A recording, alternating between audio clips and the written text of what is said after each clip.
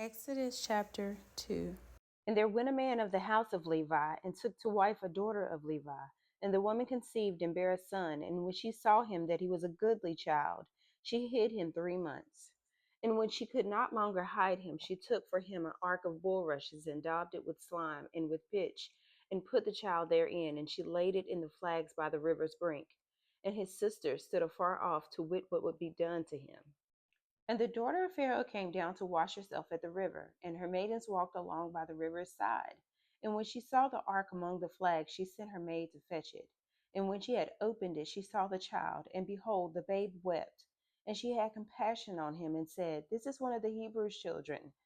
Then said his sister to Pharaoh's daughter, Shall I go and call to thee a nurse of the Hebrew women, that she may nurse the child for thee? And Pharaoh's daughter said to her, Go. And the maid went and called the child's mother. And Pharaoh's daughter said unto her, Take this child away and nurse it for me, and I will give thee thy wages. And the woman took the child and nursed it. And the child grew, and she brought him unto Pharaoh's daughter, and he became her son, and she called his name Moses. And she said, Because I drew him out of the water. And it came to pass in those days when Moses was grown, that he went out unto his brethren and looked on their burdens. And he spied an Egyptian smiting an Hebrew, one of his brethren. And he looked this way and that way, and when he saw that there was no man, he slew the Egyptian and hid him in the sand. And when he went out the second day, behold, 2 men of the Hebrews strove together. And he said to him that did the wrong, Wherefore smitest thou thy fellow?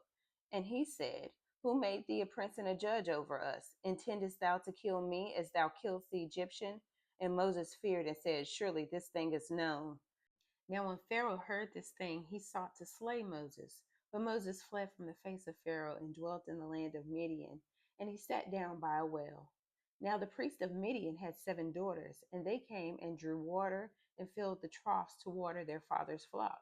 And the shepherds came and drove them away, but Moses stood up and helped them and watered their flock. And when they came to Ruel, their father, he said, How is it that ye are come so soon today? And they said, An Egyptian delivered us out of the hand of the shepherds, and also drew water enough for us, and watered the flock.